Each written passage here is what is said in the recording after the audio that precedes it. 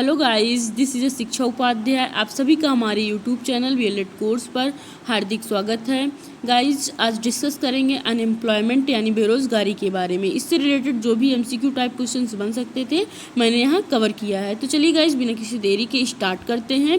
पहला क्वेश्चन है, एक ऐसा व्यक्ति जिसमें धन अर्जित करने की अंतर्निहित क्षमता और इच्छा दोनों ही है, किंतु उसे कोई वैतनिक रिमनरेटिव कार्य नहीं प्राप्त होता, तो यह क्या है? तो गाइज यह क्या है? अनएम्प्लॉयमेंट यानी बेरोजगारी है। फिर गाइज नेक्स्ट है, किस समाजशास्त्री ने अनएम्प्लॉयमेंट को एक अनैच्छिक निष्क्रियता बताया है? तो गाइज किसने बताया है? ये नाबा गोपाल दास ने बताया है। ये कहे हैं कि बेरोजगारी जो है एक अनैच्छिक निष्क्रियता है, नाबा गोपाल दास के अकॉर्डिंग। फिर गाइज नेक्स्ट है, भारत के किस आयोग ने उस व्यक्ति को बेरोजगार कहा है जो एक सप्ताह में एक दिन बिना कार्य के रहता है? तो ये गाइस योजना आयोग जो है इसके अकॉर्डिंग है कि वह व्यक्ति बेरोजगार कहा जाएगा जो कि एक सप्ताह यानी एक वीक में एक दिन बिना कार्य के रहता है। तो ये योजना आयोग ने कहा है। फिर गाइस नेक्स्ट क्वेश्चन है, किस संगठन ने माना है कि जिस व्यक्ति के पास एक सप्ताह यानी 5 दिन का में 15 घंटे लगभग 2 दिन का ही कार्य होता है?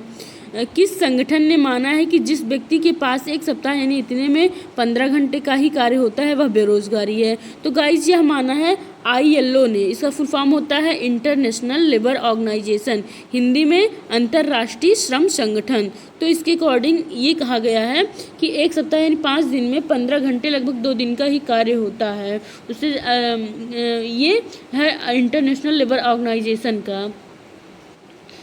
फिर उसके बाद नेक्स्ट है, फिर गाइस नेक्स्ट क्वेश्चन है कि प्रसिद्ध अर्थशास्त्री किन्स ने किसको बेरोजगारी का मुख्य कारण माना है? तो बेरोजगारी का मुख्य कारण अर्थशास्त्री किन्स ने बचत की इच्छा यानी डिजायर ऑफ सेविंग को माना है। किसको माना है? डिजायर फॉर सेविंग को। और गाइज एक अर्थशास्त्री हैं लायनील एडी। इनका नाम क्या है? लायनील एडी को हम ऐसे लिख सकते हैं, लायनील एडी जो हैं ये बेरोजगारी को क्या माने हैं? आर्थिक ढांचे का विघटन। ये बेरोजगारी का मुख्य कारण माने हैं आर्थिक ढांचे का विघटन। क्या माने हैं? आर्थिक ढांचे का विघटन। फिर गाइस नेक्स्ट क्वेश्चन है, बेरोजगारी के व्यक्तिगत कारण है यानी व्यक्ति आधारित क्या कारण है अनएम्प्लॉयमेंट के? तो गाइस पहला है अनुभवहीनता, फिर उसके बाद है लगन का अभाव, अस्वस्थ शरीर, अयोग्यता। तो गाइज ये सभी जो लक्षण हैं ये अगर व्यक्ति के अंदर हैं तो वो अपने आप ही बेरोजगारी के शिकार हो जाएंगे, क्योंकि अगर उनको उस फील्ड में अनुभव नहीं है, एक्सपीरियंस नहीं है, तो वो कुछ नहीं कर सकते हैं। उस चीज़ के बारे में जो जॉब करना चाह रहे हैं स्किल्स नहीं है उनके अंदर, तो वो नहीं कर सकते हैं। लगन का अभाव यानी बहुत लोग ऐसे भी होते हैं जो परिश्रम नहीं करना चाहते हैं, और कुछ लोग ऐसे भी होते हैं जो अस्वस्थ होते हैं, और जो स्वस्थ नहीं होते हैं वो कोई भी काम मतलब ठीक से नहीं कर पाएंगे।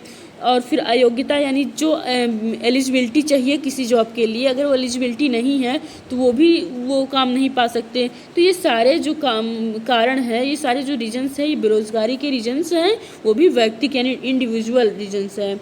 गाइज अगर सोशल रीजन की बात की जाए तो उसमें आ जाएगा भौगोलिक गतिहीनता। भौगोलिक गतिहीनता इसका मतलब ये होता है कि एक व्यक्ति जो है ये काम करने के लिए दूसरे स्थान पर चला जाता है, और यहाँ का भी व्यक्ति यही काम कर रहा है, तो यहाँ तो बहुत लोग हो जाएंगे काम करने के लिए, लेकिन यहाँ उसकी अपेक्षा जनसंख्या कम हो जाएगी।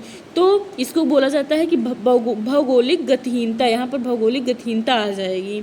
फिर है आपत्तिजनक, और कुछ काम ऐसे होते हैं कि लोगों को आपत्तिजनक लगते हैं, वो नहीं करना चाहते हैं, तो इसके कारण वो सोचते हैं कि ये काम से अच्छा है कि हम ना ही करें तो ही सही है। तो ये भी कारण है। और सामाजिक स्थिति, अपूर्ण शैक्षिक व्यवस्था, और जनसंख्या की तीव्र वृद्धि। जनसंख्या की तीव्र वृद्धि यानी कि अगर कहीं एक नौकरी की क्लास में कोई है, जैसे एक कंपनी खोली गई है तो वहाँ कुछ कर्मचारी की ज़रूरत है। अगर जनसंख्या बहुत ज़्यादा है तो यहाँ से बहुत लोग आएंगे उसी जॉब के लिए, तो उतना ज़्यादा कंपटीशन होगा।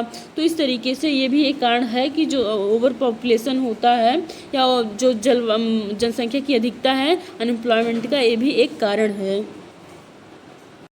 फिर गाइज नेक्स्ट क्वेश्चन है, किस संगठन ने माना है कि, तो फिर गाइज वही रिपीट हो गया है, इसमें है कि बेरोजगारी खत्म करने के संभव समाधान हो सकते हैं। तो क्या क्या हो सकता है? एक है ओवर पॉपुलेशन जो है, यानी जनसंख्या पर कंट्रोल करना, यानी ओवर पॉपुलेशन ना होने पाए या जनसंख्या की अधिकता ना होने पाए। फिर सेकंड है शिक्षा व्यवस्था। जो भारत की शिक्षा व्यवस्था है या शिक्षा प्रणाली है वो कौशल विकास के बजाय सैद्धांतिक पहलू पर केंद्रित है। जो मैकाले की शिक्षा नीति है इससे आधारित शिक्षा दी जा रही लोगों को, तो इसको भी थोड़ा प्रगतिशील बनाया जाए, इसको व्यवहारिक बनाया जाए, तो ये है। और फिर उसके बाद है कि विदेशी कंपनियों को भारत में आने के लिए प्रोत्साहित करना। अगर विदेशी कंपनियां या फॉरेनर कंपनियां भारत में आएंगी तो वहाँ के जहाँ जिस स्थान पे, जैसे पंजाब में आई हैं, गुजरात में आई हैं, मध्य प्रदेश में आई हैं या बिहार या उत्तर प्रदेश में आई हैं, तो जहाँ आएंगी कंपनियां वहाँ पर रोज़गार बढ़ेगा, वहाँ के लोगों को रोज़गार दिया जाएगा।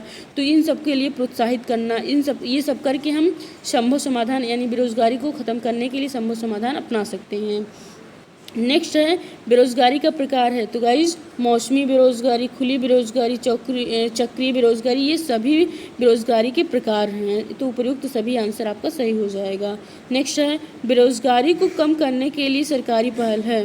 तो लघु और कुटीर उद्योग, यानी छोटे छोटे कस्बों या छोटे छोटे गाँवों में जो लोग हैं उनको ये लघु और कुटीर उद्योगों के लिए प्रोत्साहित किया जाए। छोटे छोटे बहुत सारे काम होते हैं उनको करने के लिए किए जाएँ, प्रोत्साहित किए जाएँ ताकि वो लोग भी रोज़गार प्राप्त कर सकें। और फिर है विदेशी देशों में रोज़गार, यानी भारत के लोग दूसरे देश में जाएं और वहाँ पर वो लोग वर्क करें, वहाँ से वो विदेशी मुद्राएं भी अर्न कर सकते हैं, जिससे हमारे देश को भी फ़ायदा हो सकता है।